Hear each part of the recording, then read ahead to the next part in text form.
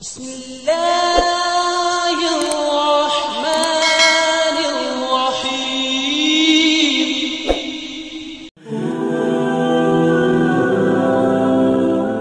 Bismillahirrahmanirrahim. Assalamualaikum warahmatullahi wabarakatuh. Alhamdulillah, syukur kepada Allah kita bisa bertemu lagi di channel ini. Salawat dan salam selalu dan tetap tercurahkan kepada junjungan kita Nabi besar Muhammad sallallahu alaihi wasallam.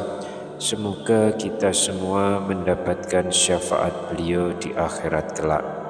Allahumma sholli ala sayyidina Muhammad wa ala ali sayyidina Muhammad. Semua yang ada di dunia ini tidak ada yang kebetulan. Semuanya adalah ketetapan Allah Subhanahu wa Ta'ala. Dan ketika video ini muncul di beranda YouTube-mu, maka itu juga ketetapan Allah untukmu. Jadi segeralah menuliskan sholawat dan hajat kalian di kolom komentar, supaya bisa kita aminkan bersama. Insya Allah semua permohonan dan hajat kalian semua segera diijabah oleh Allah Subhanahu wa Ta'ala. Amin ya Rabbal Alamin. Sahabat beriman yang dirahmati Allah, di dalam ajaran Islam, surga adalah suatu tempat yang sangat didambakan oleh setiap muslim. Mereka yang masuk surga ini adalah sebagai imbalan atau balasan atas segala amal kebaikan yang dilakukan selama manusia hidup di dunia. Akan tetapi di dalam Al-Quran dan hadis Nabi Muhammad SAW juga dijelaskan tentang golongan orang yang tidak akan masuk ke dalam surga, atau mereka ini dilarang untuk memasuki surga kecuali mereka telah melakukan taubat atau melewati hukuman terlebih dahulu. Lantas siapa sajakah orang-orang yang dilarang masuk surga ini? Sahabat yang dirahmati Allah, berikut ini adalah golongan orang-orang yang tidak masuk surga. Yang pertama adalah orang musyrik. Musyrik adalah istilah untuk orang yang menyekutukan Allah Subhanahu wa Ta'ala, sedangkan untuk perbuatannya disebut dengan syirik. Syirik ini adalah golongan dosa yang paling berat. Syirik adalah satu dosa besar yang tidak diampuni oleh Allah jika pelakunya tidak bertobat sebelum meninggal. Allah berfirman dalam Quran surat An-Nisa ayat yang ke-48, Innallaha la yaghfiru ayyushraka bihi wa yaghfiru ma duna zalika liman yasha wa may yusyrik billahi faqad iftara isman aziman, yang artinya sesungguhnya Allah tidak akan mengampuni dosa karena mempersekutukannya atau syirik, tetapi Dia mengampuni dosa yang selain syirik itu bagi siapa yang Dia kehendaki. Siapapun yang mempersekutukan Allah sungguh telah berbuat dosa yang sangat besar. Lalu yang kedua adalah orang munafik. Orang yang munafik yaitu orang yang berpura-pura beriman, namun hatinya sebenarnya tidak beriman. Orang jenis ini termasuk dalam golongan yang dijanjikan azab yang sangat berat. Adapun golongan orang-orang yang munafik disebut dengan munafikun. Allah berfirman mengenai orang munafik ini di dalam Quran surat An-Nisa ayat 145, Innal munafikina fit darkil asfali minan nar walan tajida lahum nasiro, yang artinya sesungguhnya orang-orang munafik itu ditempatkan di tingkat paling bawah dari neraka. Kamu tidak akan mendapatkan seorang penolong pun bagi mereka. Lalu yang ketiga, orang yang memakan hasil riba. Riba adalah praktek meminjamkan uang dengan bunga yang berlebihan atau mengambil keuntungan yang tidak adil. Riba berasal dari kata ziyadah yang bermakna tambahan.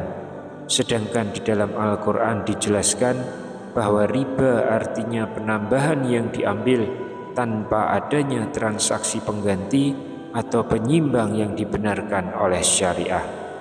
Di dalam Quran surat Al-Baqarah ayat 275, Allah Subhanahu wa Ta'ala memperingatkan bahwa mereka yang memakan riba akan mendapatkan hukuman di akhirat, yang artinya orang-orang yang memakan atau bertransaksi dengan riba tidak dapat berdiri kecuali seperti orang yang berdiri sempoyongan karena kesurupan setan. Demikian itu terjadi karena mereka berkata bahwa jual beli itu sama dengan riba, padahal Allah telah menghalalkan jual beli dan mengharamkan riba. Siapapun yang telah sampai kepadanya peringatan dari Tuhannya atau menyangkut riba, lalu dia berhenti sehingga apa yang telah diperolehnya dahulu menjadi miliknya dan urusannya terserah kepada Allah. Siapa yang mengulangi transaksi riba, mereka itulah penghuni neraka, mereka kekal di dalamnya. Yang keempat adalah pemimpin yang zalim. Pemimpin yang tidak adil atau pemimpin yang menindas dan zalim terhadap rakyatnya dijelaskan dalam beberapa hadis sebagai orang yang akan mendapatkan hukuman berat di akhirat. Dalam sebuah hadis riwayat Imam Muslim, Rasulullah SAW bersabda, tidaklah seorang pemimpin yang menipu rakyatnya, melainkan dia tidak akan mencium bau surga. Kemudian yang kelima adalah orang yang memutus silaturahmi.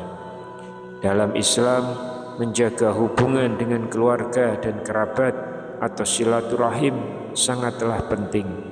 Memutuskan hubungan dengan keluarga tanpa alasan yang dibenarkan adalah dosa besar.